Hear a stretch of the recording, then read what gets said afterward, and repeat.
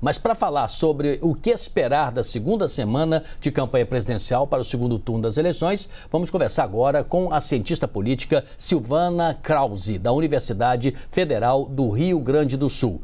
Silvana, professora, obrigado por ter vindo, uma boa tarde e já vou logo entabular aqui uma pergunta para a senhora. O candidato Lula do PT tem uma plataforma de temas econômicos no primeiro momento e depois foi se alterando conforme o andamento. A senhora diria que já dá para afirmar que o primeiro turno teve um tipo de conteúdo e esse segundo outro, ou é mesmo uma continuidade, uma coisa da outra? Boa tarde, agradeço o convite.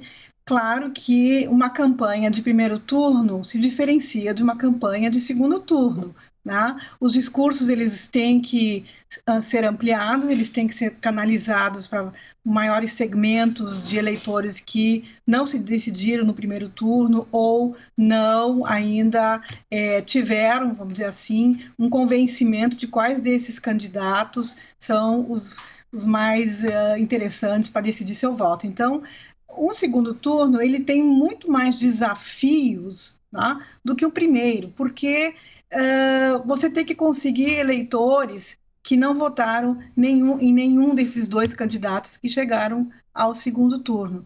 Então, é um desafio maior, né? O que chama atenção é os gastos, né, de campanha, das formas de comunicação, e foi aqui, inclusive, dito que os programas têm cada vez mais de campanha se concentrado nas redes sociais, e, sem dúvida, é de se questionar se o eleitor realmente se envolve com programas ou se envolve com efeitos que essas campanhas nas redes sociais podem trazer.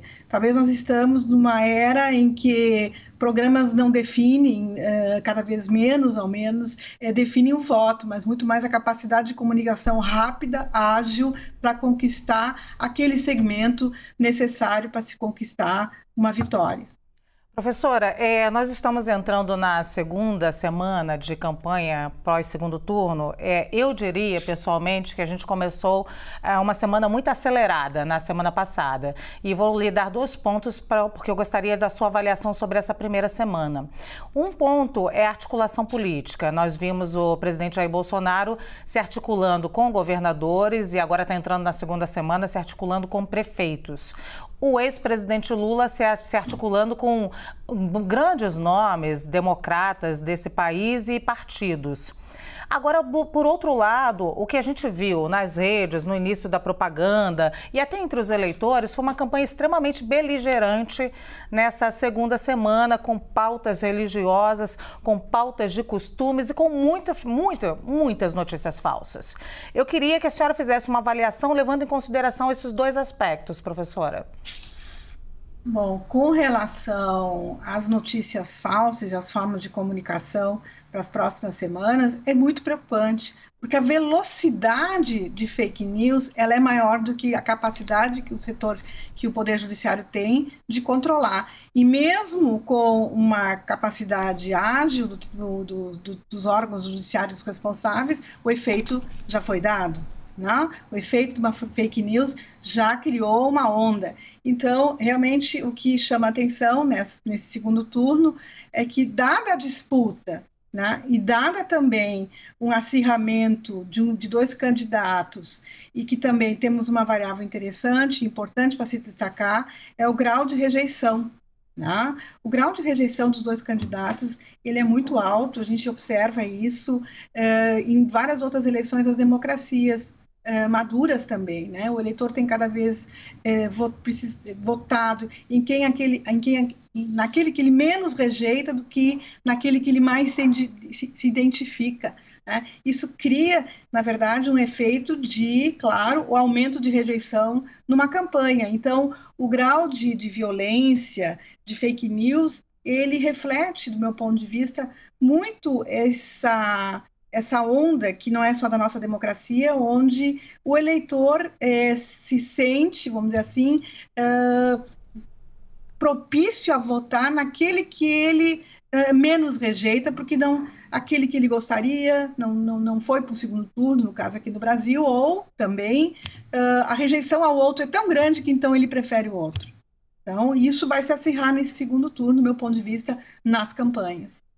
Professora, para quem viveu fake news em 2018 e está acompanhando, nós todos, né, essa situação agora ampliada, mais sofisticada, com mais gente praticando, o senhor não acha que chegou a hora de se ter uma legislação ainda mais dura? Não é mandar para prisão necessariamente, mas de repente uma multa pecuniária, né, financeira, pesada e responsabilização dos candidatos também. No futebol, quando se tem, por exemplo, um grito racista do torcedor, o clube paga um preço, às vezes muito caro, perde mando de campo, paga uma multa, é obrigado a identificar o torcedor. E os candidatos fingem cara de paisagem que não tem nada a ver com isso, né? Quando muitos acabam propagando esse tipo de coisa. Não acho que poderia ser uma legislação mais pesada para quem pratica fake news? Claro que uma legislação pesada cria um maior desincentivo, mas é preciso a gente ter muito claro, né, que o Poder Judiciário, por sua natureza, né, ele é mais lento. Então, é um problema que as novas democracias e as maduras têm enfrentado.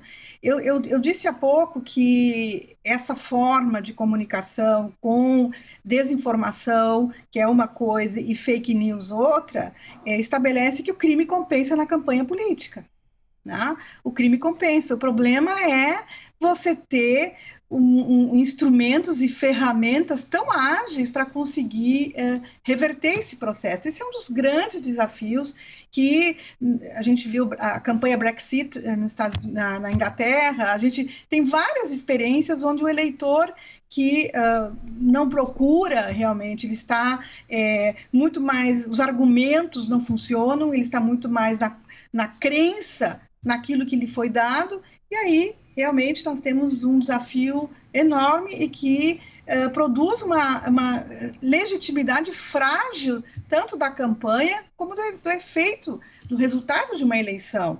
Tá? Porque o eleitor também ele está cansado, ele não tem condições de acompanhar todas as notícias, ele não tem condições de acompanhar a onda de velocidade de informação, tá? E a justiça, claro, não tem condições de acompanhar todos esses processos de fake news, e quando é feito já foi dado. Ou seja, estamos em um momento muito delicado da nossa democracia, não é, professora? Sem dúvida nenhuma. Tá certo, então, professora, a gente conversou com a cientista política Silvana Krauser. Muito obrigada, professora, pela participação.